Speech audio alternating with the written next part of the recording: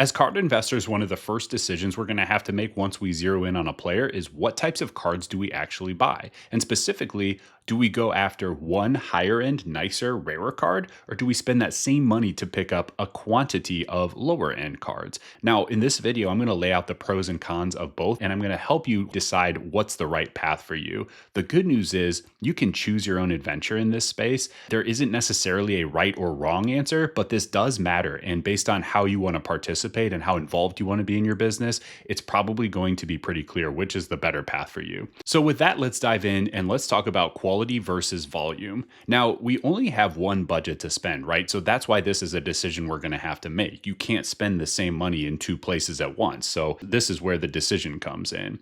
So first of all, let's talk about quality. So the pros here are if you buy one card, one higher end, nicer card, the biggest one is it's just way less effort. Like this is going to be one card to manage, one card to buy, one card to ship, one card to grade, one card to list, all the things that you have to do in a card business, you only have to do it once. So it's a lot easier to manage. So if you're someone who's like, yeah, I love the card space, but I just don't want to have to spend that much time on it, this might make more sense for you. The second thing is you only have to get one gem mint grade. So if you're grading the card, you only have to find one clean card versus let's say we buy 10 lower end cards, like you've got to find 10 cards that have a chance to get the grade you're looking for rather than just one. It's just far more time intensive. The third one is the card is going to be more desirable. In general, value and rarity tend to go hand in hand. And so this is just going to be a nicer card, probably going to be more fun to own. You're probably going to have more interest when you go to sell. The last one is you're going to have more control over the value. Once again, since rarity and value often go hand in hand, this typically means that you're going to have a card where there aren't 7,000 other copies on eBay at once when you go to sell. And that's what gives you a little bit more influence over the sale price, because if yours is the only copy available, that buyer can't just go and say, this guy's priced too high, I'm going to just go buy one of the other 27 copies online. That person's going to have to decide, okay, is this a card that I want to pay up for and lock in, or do I just pass on it and not get the card? And so that gives you a little bit more control over the price. Now, the cons here are you're going to have less flexibility. And this is a big one. When we're thinking about, as a player starts to rise in value, a lot of times there is still meat on the bone, or we might still like the player. But as we see, hey, values are up, they're up, they're up, there's an opportunity there to sell the card and lock in some profit. Well, if you only have one card, once you sell, you're out. So you have to be far more intentional about picking the right time to exit. The second one is all of your eggs are in one basket if you go this route. For grading, for example, you only have to find one clean card, which is great. But what if it comes back a 9? You only have one shot. And so if you miss, you miss. The third one is there are fewer potential buyers in the high end of the market. So this is one that a lot of people don't actually talk about, but in my opinion, there is such a thing as too high end, because what happens is there are fewer and fewer buyers that are able and willing to buy the card. Even though a lot of people might be interested in it, a lot of people might say, wow, that's an amazing looking card that you're going to get all the likes in the world on Instagram if you post that thing out there. But how many people are willing and able to actually purchase it? So it's a much smaller buyer pool. So when you think about the quality path, usually this is going to be for someone who wants to be a little bit less involved in their card business. You want to buy a player and just kind of sit on it for a while, sit on that one card. And when it's time to sell, you're okay with just selling all the way out.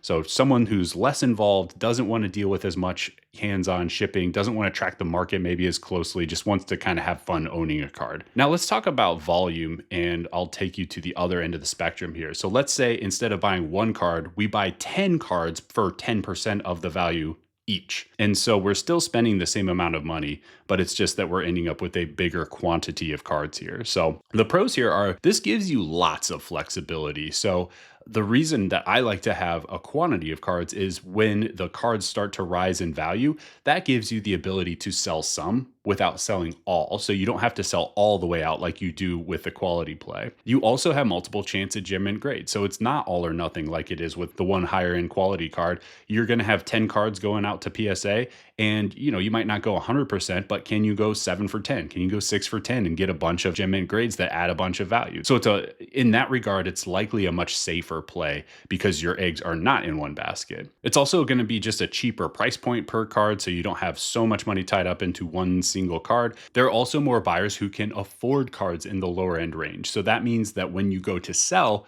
your buyer pool is much larger. You may not have to wait as long to start to get some movement, to start to get some traction on those sales. Now, the cons here, the prices are often very closely tied to recent sales. So if we're dealing in cards that are a little bit more common, that means that we're not going to have as much control over the sale price. There are so many copies on eBay.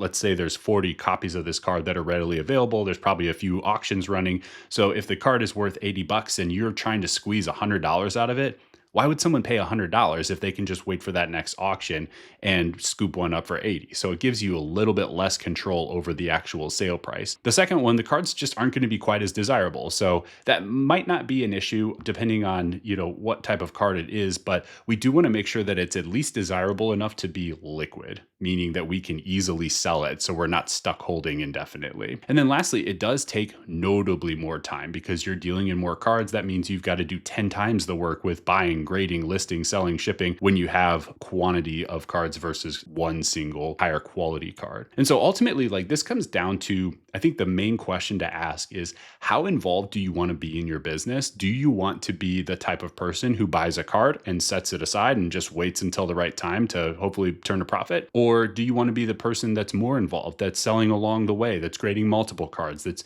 listing and shipping, and you're just more active and engaged with the market? There's not necessarily a right or wrong here, guys. So that's the fun part, is you do get to pick your own adventure. The way that I like to approach this is, I kind of like to find some kind of balance here. So instead of going all the way up to the high end and blowing my entire budget on that, what I like to do when I'm getting invested into a player is I will see if I can pick up one kind of mid high end card, like not all the way to the high end, but something that's a little bit nicer, so I can catch some of that ability to control the price a little bit and go, let's call it eBay fishing, where we're throwing it up with a high buy it now and waiting for an offer that we like. But then I'll also pick up a handful of lower end cards. So instead of trying to do the all or nothing approach, I do think there is a way to balance this. And part of what's interesting about the card market is availability matters. So sometimes we're confined by what is actually available to buy at any given time. We can't just snap our fingers and the 10 blue refractor autos are just suddenly going to appear out of nowhere. Like, you got to wait and go and find those cards.